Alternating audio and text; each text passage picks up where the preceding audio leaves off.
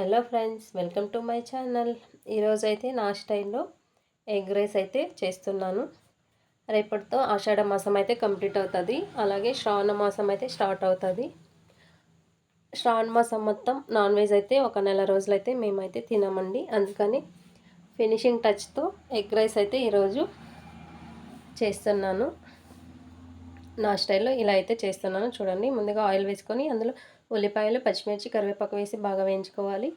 తర్వాత కొద్దిగా ఉప్పు, పసుపు,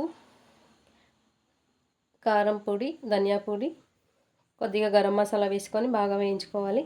అలాగే మీ క్వాంటిటీని బట్టి ఎగ్స్ అయితే వేసుకొని బాగా వేయించుకోవాలి. అది వేగాక ఉడికించిన అన్నం అందులో వేసుకొని వెనిగర్, సోయా సాస్, కొద్దిగా కొత్తిమీర, అలాగే నిమ్మరసం వేసి బాగా వేయించి ఉడికించుకోవాలి.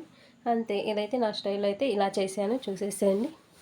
అలాగే నా వీడియో నచ్చినట్లయితే ఒక లైకు, అలాగే నా కుకింగ్ నచ్చినట్లయితే ఒక షేరు, అలాగే నా ఎగ్ రైస్ నచ్చినట్లయితే ఒక సబ్స్క్రైబ్ చేసుకోండి.